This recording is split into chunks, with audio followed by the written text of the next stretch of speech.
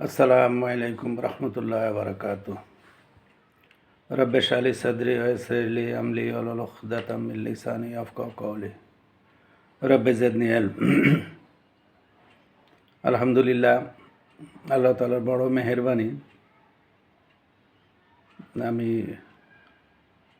পাঠ নিয়ে আপনাদের সামনে কিছু কথা বলার চেষ্টা করব। যে আমি গত বহু বছর যাবৎ এই বহুমুখী পাঠপণ্য নিয়ে কাজ করতে গিয়ে যে অভিজ্ঞতাগুলো অর্জন করেছি সেটা আপনাদের মাঝে শেয়ার করা।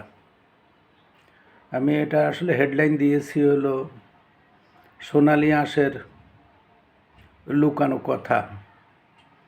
গত 2টা এপিসোড করেছি হলো রূপালী কথা দিয়ে। এটা আমার 3 নম্বর ভিডিও। এটা সোনালী আঁশের রূপালী কথা বাদ দিয়ে এটাকে আমি লুকানো কথা দিয়েছি। তো আসা যাক মূল কথায়, পাঠটা কি। পাট হলো আসলে এটা উদ্ভিদ জাতীয় এবং এটা আগাছা জাতীয় গাছ। এটা আমি বলতেছি 1800 শতকের দিকে। তখন ব্রিটিশ ভারত, পাকিস্তানও ছিল না, বাংলাদেশও ছিল না। ওই সময়কার কথা। তখন এটা একটা ছোট্ট গল্প আছে। এটা কথিত আছে যে ইংল্যান্ডের রানী ভারতবর্ষে আসার পর উনি স্যুপ খাইতে গিয়ে সেখানের মধ্যে এরকম একটা আঁশ ধরা পড়ে এবং আঁশটা দেখলো যে তার চুলের কাছাকাছি। তো তার একটু সন্দেহ হয়, সবাই মিলে এটাকে তার সবারই চোখে পড়ে। তো যেহেতু তাদের মেহমান,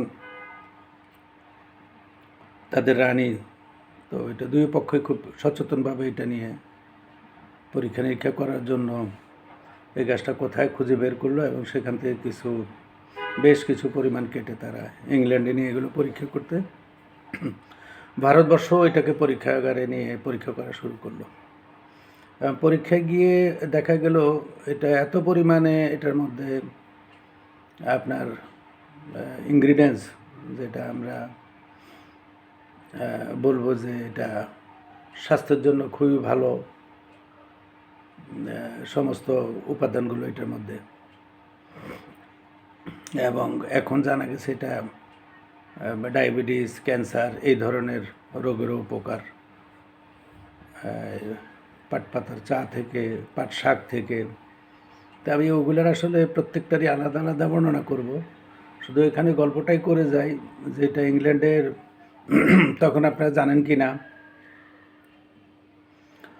ইস্ট ইন্ডিয়া কোম্পানি ছিল। তারা ইংল্যান্ডে নিয়ে এটা 10 বছর পরীক্ষা করে এটা থেকে সুন্দর একটা মানে ইয়ে করে ইয়ার্ন করে, সুতা তৈরি করে ফাইবার থেকে। এবং তারা ওখানে গোডাউনে এটা নিয়ে পরীক্ষা নিরীক্ষা করার জন্য যে রাখছিল, যেহেতু ঠান্ডার দেশ, তো ওই গোডাউনে অনেক দিন থাকার পরে তারা দেখলো যে গোডাউনটা ওয়ার্ম।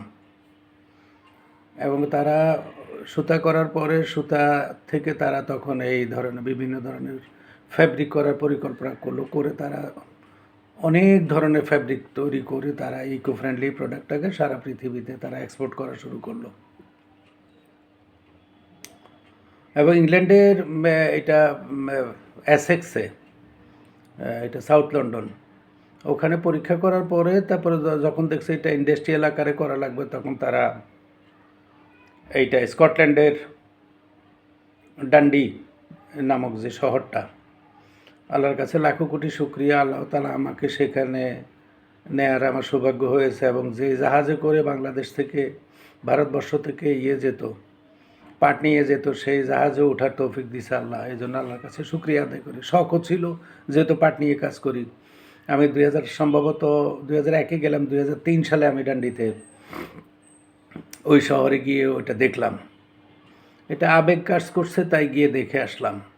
এবং আমাদের দেশের পাট গবেষণা ইনস্টিটিউটের বিজ্ঞানীরা ওই ডান্ডিতে গিয়েই ডান্ডি ইউনিভার্সিটিতে গিয়ে লেখাপড়া করে গ্র্যাজুয়েশন ডক্টরেট করে তারপরে বাংলাদেশে এসে আবার জুট রিসার্চে জয়েন করে।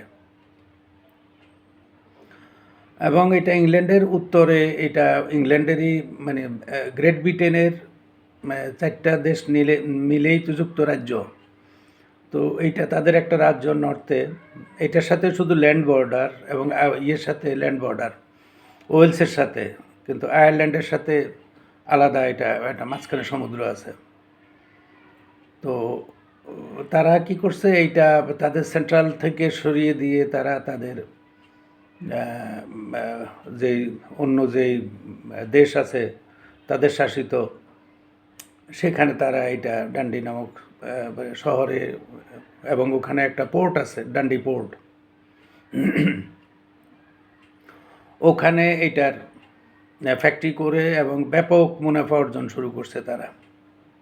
পরে তারা ভাবলো যে এখান থেকে এইভাবে না নিয়ে এটাকে যদি আরও ফিনিশ করে যদি নিয়ে আসা যায়, তখন তারা তখন ওই ভারতবর্ষের একেবারে পুরনো শহর হলো কলকাতা। আর কলকাতার এই পাশটা, এবং তখন তো বাংলাদেশ ছিল না, তখন এই ভারতবর্ষের এই অংশটা, এই বাংলাদেশ নামক এই অংশটা, এখানে আসলে ভালো পাটটা, যেটা সোনালি আঁশ তোষা যেটা, সেটা হয় এবং ব্যাপক পরিমাণে পাট হয় এদিকে, যেহেতু এটা নিম্নাঞ্চল।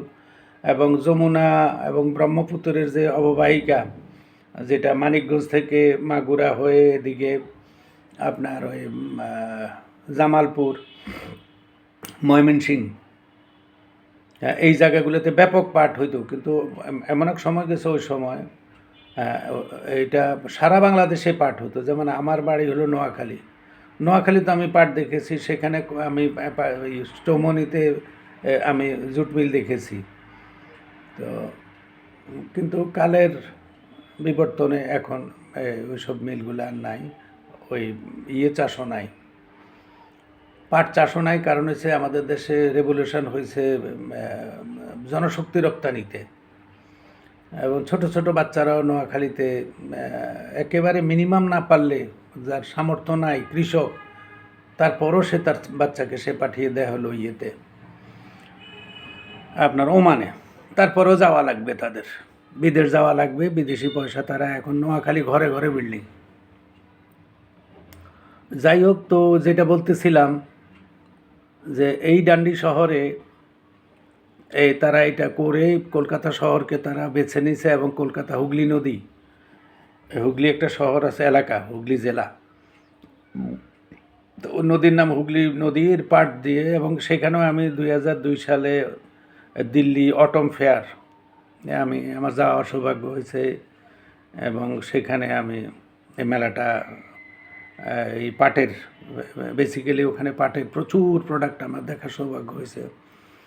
আমরা এখানে এইটুকু বলা ভালো বলে রাখি, সেটা হচ্ছে যে অটম ফেয়ারের মধ্যে 2002 সালে, দ্যাট মিনস আজকে থেকে 23 বছর আগে, আমি পাটের ফাইবার থেকে, পাটের আঁশ থেকে কত সুন্দর সুন্দর প্রোডাক্ট দেখছি, এইটা আনরিয়াল।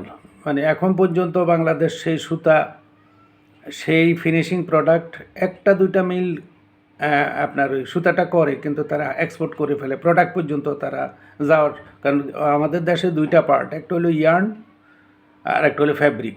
যারা ইয়ার্ন করে তারা ফ্যাব্রিক পর্যন্ত যায় না, আর যারা ইয়ার্ন করে ফ্যাব্রিক করে তারা আবার এক্সপোর্ট করে এত বিজি থাকে, তারা লোকাল প্রোডাক্ট করে প্রোডাক্ট আমাদের কাছে পৌঁছানো তাদের হয় না, এত ডিমান্ড এটার। তো আল্লাহ যদি আমাকে বাঁচায় রাখে, আমি ওই সেই ডিমান্ড সম্পর্কে, বাংলাদেশ এবং আন্তর্জাতিক ডিমান্ড সম্পর্কে আমি কথা বলবো। তো ধারাবাহিকভাবে কথা বলার মধ্যে আমি ওইটুকুই বলবো যে ওই হুগলি নদীর পাড়ে যখন এই মিলটা তৈরি করে, তারা মিলগুলো অনেকগুলো মিল করে, এবং তারা এই তাদেরই ভারত, মানে ব্রিটিশ ভারতের সেই বাংলাদেশ নামক এই যে অংশটা, এই অংশ থেকে তারা এই পাটগুলো নিয়ে তারা তাদের ওই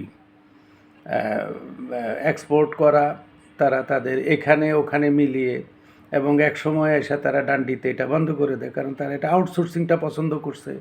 এবং এই আউটসোর্সিংয়ের চিন্তাটা আসে যে আমরা এই পলিউশনটা আমাদের এখানে রাখবো না। জুট মিলে প্রচুর পরিমাণে পানি লাগে, এবং এই পলিউশন তো আছেই, ইন্ডাস্ট্রি থাকলে পলিউশন হয়।